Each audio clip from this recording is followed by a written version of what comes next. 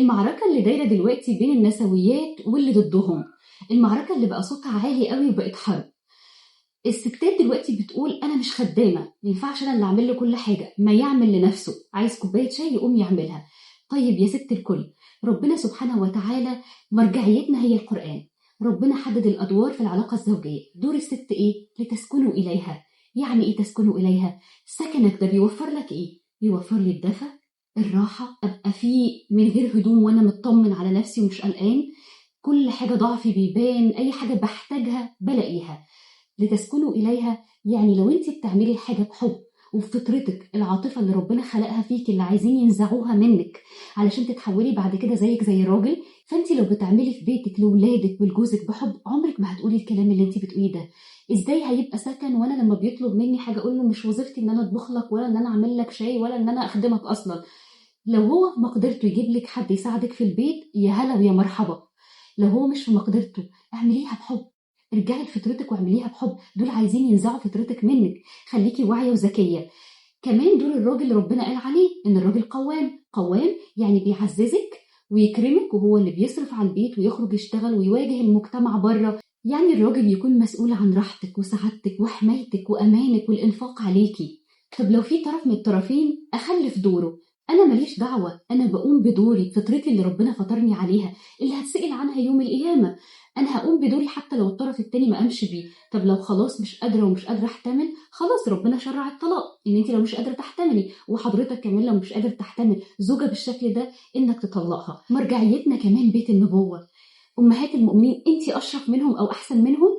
أمهات المؤمنين كانوا بيطبخوا وبيطحنوا الحبوب ويعجنوا العجين، بدليل إن أمنا فاطمة راحت تشتكي للنبي إن ده بقى كتير عليها، ما قالهاش دي مش وظيفتك، لأ، النبي قال لها بيصبرها لأنه عارف إن سيدنا علي ما يقدرش يجيب ليها حد يساعدها، لأنه ما كانش معاه المال اللي يجيب لها حد يساعدها. فخلينا نفهم دين صح. وأمهات المؤمنين أم سلمة كانت بتبعت الأكل للرسول، وفي المقابل الرسول كان في خدمة أهله، يعني كان بيساعدهم. لو لقاها بتعمل حاجة مشغولة يساعدها، يخيط ثيابه، يعمل حاجة يساعدها في البيت.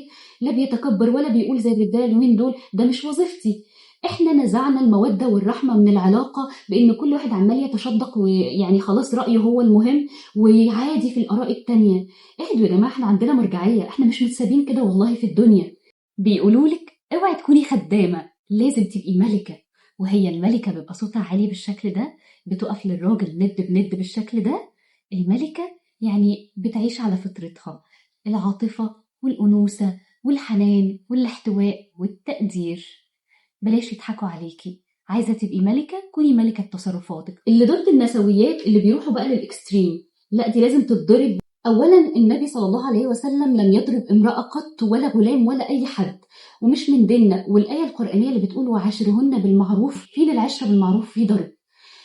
يعني في علم النفس الضرب ده مؤذي نفسيا جدا. حال المرأة ده مش هيستقيم لو هي شايفة ان جوزها بيضربها وهي بتخاف منه. فين الأمان؟ ليه ما خدناش بتفسير واضربوهن؟ في علماء قالوا ان هي معناها انه بيفارقها، مش معناها بيضربها. سوري، يعني اللي قالوا ان هي طب يضربها بالسواك، يعني معقول هما في معركة وبيتخانقوا مع بعض هيضربها بالسواك هي كده هتتعظ؟ يعني يا جماعة عقلنا برضو شوية، يعني ما عندنا علماء فسروها ان هي معناها المفارقة. وبعدين في عزوهن الأول، عزوهن دي بتاخد سنين. طب انت تقدر بس على دي تعملها الأول وتاخد معاها وقت وبطرق مختلفة وكده، مش واضربوهن؟ فين الثقة اللي هتكون موجودة بينكم بعد كده؟ يعني بلاش برضو نلوث أفكار البنات الصغيرة ونكرههم في الجواز ونخليهم طالعين بأفكار لا أنا ما خدموش والكلام ده. احنا اللي عمالين نسمم أفكار البنات الصغيرة. اتقوا ربنا علشان في بنات هتسمع كلامكم وهتعمل ده وهيعزفوا عن الجواز فعلا.